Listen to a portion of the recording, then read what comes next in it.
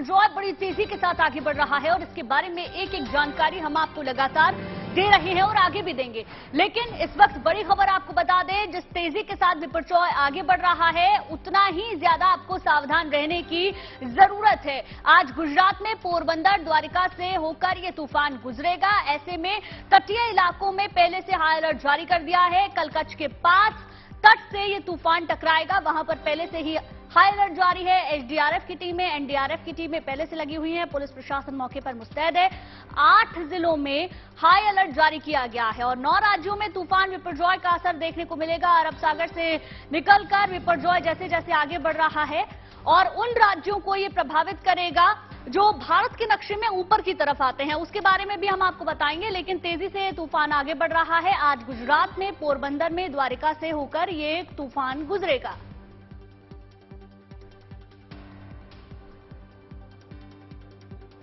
तो बात हो रही है समंदर के उस बवंडर की जिसने देश के 9 राज्यों को अलर्ट मोड पर ला दिया है।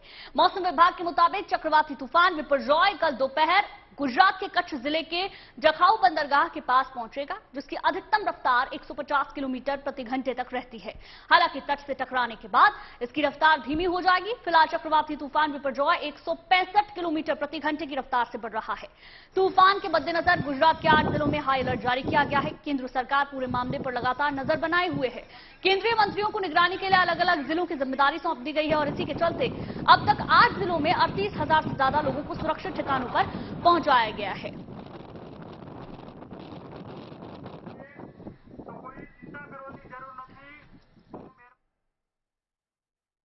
और इस तूफान से जुड़ा अपडेट देने के लिए 2 सहयोगी मेरे साथ जुड़ गए हैं। गोपी हमारे साथ कच्छ से जुड़ चुकी हैं और हमारे साथ पारस जुड़ चुके हैं मुंबई से। सबसे पहले गोपी आप ही के पास आएंगे क्योंकि गुजरात में जो हालात हैं वहां पर कुछ जिलों में अलर्ट रहने के लिए कहा गया है। सरकार की तरफ से भी एहतियाती कदम उठाए जा रहे हैं। अभी क्या स्थिति है वहां पर, दिखाएं तस्वीरों के जरिए। बिल्कुल, देखिए कच्छ के इलाके में हम मौजूद है और कच्छ वही इलाका है जहां पे साइक्लोन जो है वो टकराएगा, जो मांडवी से लेके पाकिस्तान के कराची तक का जो इलाका है वहां पे टकराएगा। और इस वक्त हम मांडवी के पोर्ट पर मौजूद है। यहाँ पे आप देख सकते हैं समुंदर काफी ज्यादा उफान पर है। जो लहरें हैं वो पोर्ट का जो इलाका है वहां से टकरा के काफी ऊंचा उठ रही है। साथ ही अगर एनडीआरएफ की बात की जाए तो करीब 17 जितनी जो टीमें हैं पूरे गुजरात में एनडीआरएफ की अलग अलग डिस्ट्रिक्ट में लगाई गई है, जिसमें अगर भुज की बात करूं, कच्छ की इलाकों की बात करूं तो करीब 4 जितनी जो एनडीआरएफ की टीम है उसे डिप्लॉय किया गया है। लगातार यहां से लोगों को सुरक्षित स्थानों पर ले जाने का काम जो है वो एनडीआरएफ के जरिए किया जा रहा है। देखिए आप देख सकते हैं किस तरीके से समुद्र का पानी जो है वो पोर्ट के ऊपर धीरे धीरे आना शुरू हो चुका है और लगातार पानी जो है वो इसी तरीके से ऊपर आ रहा है। ऊंची लहरें उठ रही है। लोगों को यहाँ का जो मेन बिजनेस है, शिपिंग का बिजनेस है, उन लोगों को भी अब चिंता सताने लगी है कि जो चक्रवात है बिपरजॉय कहीं उनसे उनके व्यापार को कहीं नुकसान न पहुंचे, क्योंकि जितने भी इलाके हैं उन इलाकों में लो लाइन इलाकों को तो खाली करवा दिया गया है, लेकिन उनका जो बिजनेस है वो इसमें सबसे ज्यादा प्रभावित हो सकता है। अगर चक्रवात आया तो उनके जो बड़े शिप है इसे कहीं ना कहीं नुकसान पहुंच सकता है, ये उन लोगों ने आशंका जताई है। लेकिन आप देख सकते हैं किस तरीके से समुद्र के अंदर जो लहरें उठ रही है, जबरदस्त ऊंची लहरें यहाँ पे उठ रही है। लगातार जो पोर्ट है, पोर्ट पे 10 नंबर का जो सिग्नल है वो यहाँ पे दिया जा रहा है। 10 नंबर का सिग्नल होता है ग्रेट डेंजर का सिग्नल होता है। 11 नंबर का सिग्नल तब दिया जाता है जब सारे कम्युनिकेशन डिवाइस जो है वो बंद हो जाते हैं, उस वक्त 11 नंबर का सिग्नल दिया जाता है। लेकिन इस वक्त 10 नंबर का सिग्नल दिया गया है। हालांकि उम्मीद यही जताया जा रही है कि जो साइक्लोन जब चक्रवात यहाँ से टकराएगा, क्योंकि यहाँ से जहाँ पे मांडवी में हम मौजूद है वहाँ से करीब 90 किलोमीटर आगे जो जखाऊ का इलाका है वहाँ पे ये साइक्लोन टकराएगा, जो भारत पाकिस्तान की सीमा पर आया हुआ है। तो जब वहाँ पे टकराएगा तो बहुत ज्यादा नुकसान होगा, जिसके चलते जखाऊ का जो पूरा 30 किलोमीटर का जो रेडियस है उसे खाली करवा दिया गया है। यहाँ तक कि वहाँ पे तो करीब 700 जितनी फिशिंग बोट्स है, क्योंकि जखाऊ पोर्ट है, पोर्ट के इलाके में जो मछुआरे हैं वहीं से समुद्र के अंदर जाते हैं। तो 700 जितनी जो फिशिंग बोट्स है उसे भी आप किनारे पे लगा दिया गया है। यहाँ तक कि जो आप देख सकते हैं कि किस तरीके से, क्योंकि समुद्र लगातार जो उसका लेवल है यहाँ पे बढ़ता हुआ हम लोगों को दिख रहा है और लगातार जो उसका पानी बिल्कुल वहां पर इंतजाम किए गए हैं, लेकिन कितनी तेज हवाएं हवाएं चल रही हैं, या आपके ऑडियो से हम समझ पा रहे हैं आपकी आवाज कम आ रही है और हवाओं की आवाज तेज है। ऐसे में तूफान कितना खतरनाक हो सकता है इसको भी समझा जा सकता है। पारस का मैं रुक करूंगी। पारस, कल ही अपडेट आया था कि महाराष्ट्र की तरफ से जो साइक्लोन है वो कुछ हद तक डाइवर्ट हो गया है, लेकिन अभी क्या स्थिति है वहां पर, दिखाएं। जी बिल्कुल गुंजन, महाराष्ट्र और मुंबई की ओर से जो है वो तूफान डाइवर्ट होकर गुजरात की ओर बढ़ चुका है, मगर जो इम्पैक्ट है, कितना ताकतवर साइक्लोन है उसका अंदाजा लगा सकते हैं आप। मरीन ड्राइव इलाका है, वाल्केश्वर इलाका है जहां पर मैं खड़ा हूं। लहरें जो है, पानी का बहाव देखिए कितना ज्यादा तेज है। ये इम्पैक्ट है जो यहाँ से साइड से होकर गुजरा है, करीबन 550-600 किलोमीटर दूर से गुजरा है, मगर इम्पैक्ट देखिए कि साइक्लोन का इम्पैक्ट कितना तेज है। हवाएं जो है वो मुंबई में अभी भी चल रही हैं, जो लहरें हैं वो बहुत ज्यादा जो है वो तेज है यहाँ पे। साथ ही लहरें जो है वो ऊंची ऊंची उठ रही हैं। वहीं जिस तरीके से खतरा बढ़ता जा रहा है साइक्लोन का, उस तरीके से मुंबई में काफी इंतजाम किए गए हैं। जितने भी लो लाइन एरिया है वहां अलर्ट जारी किया गया है। महाराष्ट्र के अलग अलग जिलों में जो है वो भी अलर्ट जारी किया गया है। जो मछुआरे कम्युनिटी है उनको कहा गया है कि आप जो है पानी में ना उतरे, कुछ दिनों तक मछलियां पकड़ने अंदर न जाए जब तक इसका खतरा पूरी तरीके से टल नहीं जाता है। वहीं बिपरजॉय के शुरुआत के 1-2 दिन में एक बड़ा हादसा भी हुआ मुंबई में, जहां पर 5 बच्चे जो है उसकी चपेट में आ गए। ज्यादा पानी का बहाव था, उसमें जो है वो जुहू बीच पे बह के चले गए। तो ऐसे में जो है इम्पैक्ट अभी भी आप देख सकती हैं, क्योंकि लहरें बहुत ज्यादा है।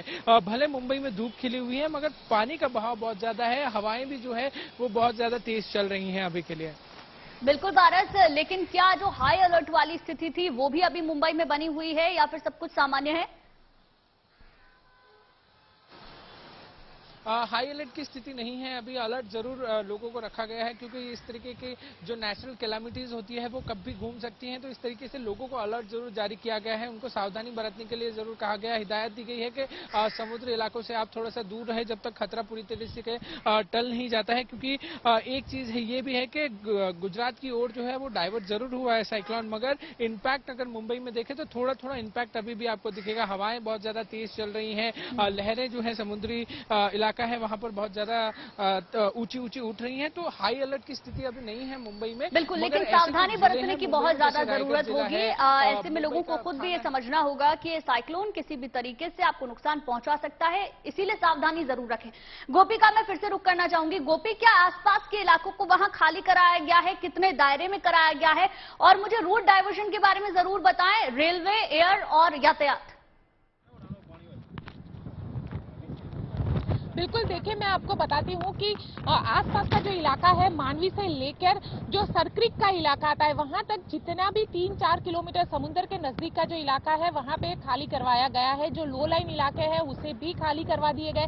सबसे पहले तो आपको मैं सामने की नजारा दिखाती हूँ, क्योंकि देखिए सामने जो रिहायशी इलाके मछुआरे वहां पे रहते हैं, क्योंकि लो लाइन इलाका है, वहां पे फिशिंग बोट्स रहती है उनकी, और उन लोगों को ज्यादातर मछुआरे ऐसे होते हैं जो फिशिंग बोट्स के अंदर ही रहते हैं, तो उन लोगों को अब खाली करवा दिया गया है। ये लो लाइन इलाके हैं, जो मांडवी के लो लाइन इलाके हैं वहां पे उनको खाली करवा दिया गया है। साथ ही अगर मैं ट्रेन की बात करूं तो कम से कम 60 से ज्यादा जो ट्रेनें हैं उसे भी रद्द कर दिया गया है या डाइवर्ट कर रहे हैं, ताकि जो यातायात है वो कहीं साइक्लोन की चपेट में ना आ जाए। इसके अलावा जो फिलहाल ऐसी नौबत नहीं आई है कि स्टेट हाईवेज को बंद किया जाए, लेकिन हाँ ये जरूर है कि जरूरत पड़ने पर ये सारी चीजें की जा सकती है। यहाँ तक कि देखिए इलेक्ट्रिसिटी को लेकर भी बहुत सारी चीजें प्लानिंग हो रही है। यहाँ तक कि जो नजदीकी जितने भी जहाँ पे साइक्लोन टकरा रहा है जखाऊ का इलाका, वहाँ पे जो मोबाइल नेटवर्क टावर्स बनाए हुए हैं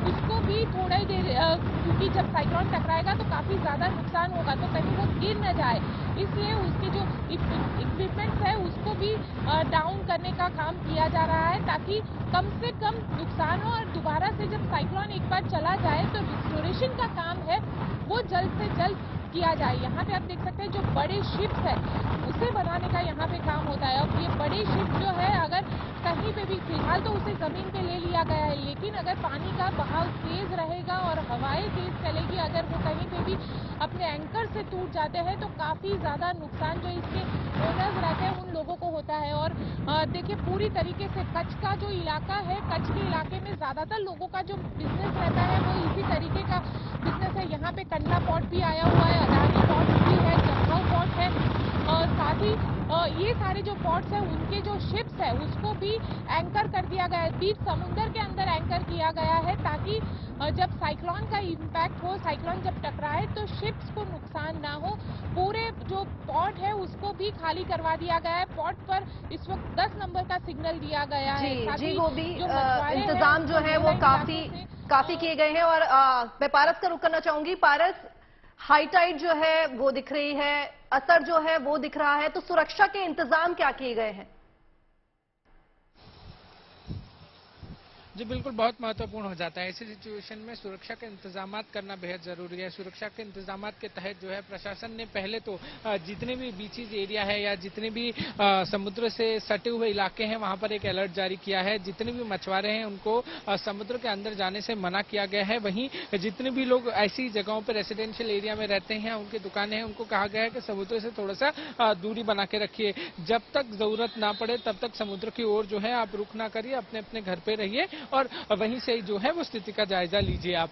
बाकी के जितने भी बीचीज एरिया हैं वहां पे मुंबई पुलिस को तैनात किया गया है। अगर कोई अप्रिय घटना घटती है तो तुरंत उस पर रिएक्ट किया जा सके, उसके लिए मुंबई पुलिस तैनात है बीचीज एरिया में। साथ ही साथ लाइफ गार्ड्स की बड़ी बड़ी टीमें जो हैं वो बीचीज के आसपास तैनात की गई हैं। अक्सर हम देखते हैं कि जुहू बीच हो या फिर जुहू चौपाटी हो मुंबई का, वहाँ लाइफ गार्ड रहते हैं, बट तादाद जो है वो बढ़ा दी गई है कि अगर कुछ अप्रिय घटता है, अगर साइक्लोन की वजह से नुकसान ज्यादा होता है या फिर किसी की जान पे बनाती है, तो उस समय किस तरीके से जल्द रिएक्ट करना है, जल्द से जल्द लोगों की जान बचानी है, उसके लिए तैयारियां जो है वो की गई है।